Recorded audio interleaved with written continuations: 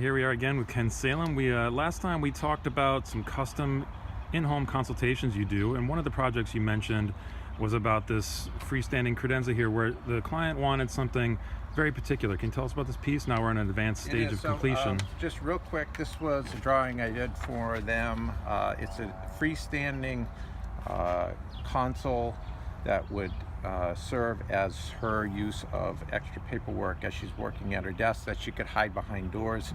She wanted these doors to have imperfection in it, and this would all be ribbon striped mahogany. And it's a cool piece. It stands about 56 tall, 20 wide. So here we are. This is the piece almost done. Just to show you some of the details to it. So the case is now, as you can see, this beautiful toning and color, all this energy and life in the ribbon striped mahogany. The wood itself is absolutely gorgeous. What's happened, which is kind of, it's just an interesting detail, is so this is a mortise and tenon joint. So this tenon, there's a tenon on the end of this that goes inside the leg, and that's locked with ebony interlocking pins that go down the front of the face. There'll be ebony handles on the doors. Here, the customer wanted to have 5 or 6 shelves coming down. So here's a shelf that I built. So our lives change, our needs change.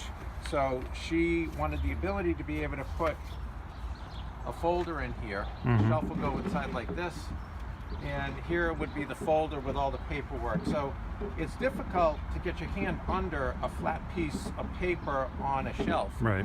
So what I've done here is taken that shelf and put a strip of mahogany along that, so it kicks the paperwork up off, so your finger can simply come under and grab the paperwork that you're working on. Excellent. However, if her needs change down the road and the piece no longer wants to serve as that use, I always talk about multi-dimensional use.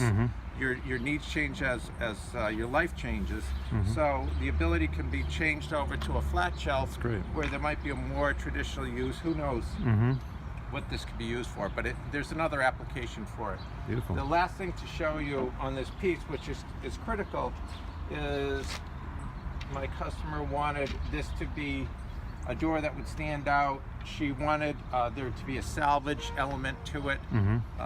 This board is a board that has an imperfection of a knot right in the middle of it. So this board's been cut in half, right down the middle. You open that up, and there's the mirror image of itself. It's solid.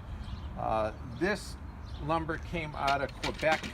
I got it about 5 years ago. It was sunken timbers underneath the water for 200 years. They float them to the surface with air bladders and cut that wood. It's extremely dense. The growth rings are really tight because of how old this stuff was. The forest used to be very dense, and there was very slow growth over those periods of time. So the wood is very heavy.